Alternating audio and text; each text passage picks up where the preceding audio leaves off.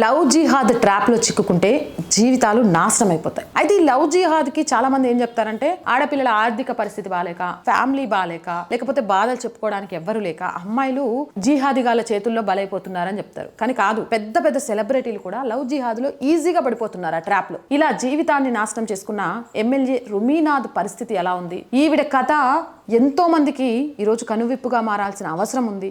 ఈమె అస్సాం ఎమ్మెల్యే, సాదాసీదా అమ్మాయి కాదు. రుమీనాథ్ అనే ఆమె అస్సాం ఎమ్మెల్యే. ఈమె లవ్ జిహాద్కి ఎలా బలైపోయింది, రుమీనాథ్ కాస్త ముస్లిం యువతిగా ఎలా అయిపోయింది అనేది అస్సాంలో రాకేష్ కుమార్ సింగ్ అనే అత్యంత గౌరవనీయమైన వైద్యుడు ఉండేవాడు. అతను తన సేవా గుణంతో అందరికీ సహాయం చేసినందుకు ఆ ప్రాంత ప్రజలు అతన్ని ఎంతో గౌరవించేవారు. డాక్టర్ సాహిబ్ భార్య రుమీనాథ్, వారికి 2 సంవత్సరాల కూతురు కూడా ఉంది. ఆ రోజుల్లో అస్సాం నుండి వచ్చిన మంత్రి అహ్మద్ సిద్దికీ డాక్టర్ సాహెబ్ తో పరిచయం పెంచుకున్నారు. అహ్మద్ సిద్దికీ డాక్టర్ సాహెబ్ ఇంటికి క్రమం తప్పకుండా వెళ్లడం ప్రారంభించారు. డాక్టర్ సాహెబ్ ప్రతిష్ట ద్వారా రాజకీయ ప్రయోజనం పొందడానికి అతని భార్య రుమీనాథ్ కి ఎమ్మెల్యే ఎన్నికల్లో పోటీ చేయమని అహ్మద్ సిద్దికీ సూచించారు. రుమీ ఒక మహిళ కావడం, డాక్టర్ రాకేష్ సింగ్ పట్ల జనంలో గౌరవం, కీర్తి కారణంగా నియోజకవర్గంలోని ఓట్లలో ఎక్కువ భాగం డాక్టర్ రాకేష్ సింగ్ భార్య రుమీనాథ్కే పడుతుందని, మహిళా అభ్యర్థిగా ఆమెకు కూడా మహిళల ఓట్లు పడతాయని తెలుసు. అలాగే పోటీ చేసింది. యాజ్ యూజువల్ గా ఊహించినట్టుగానే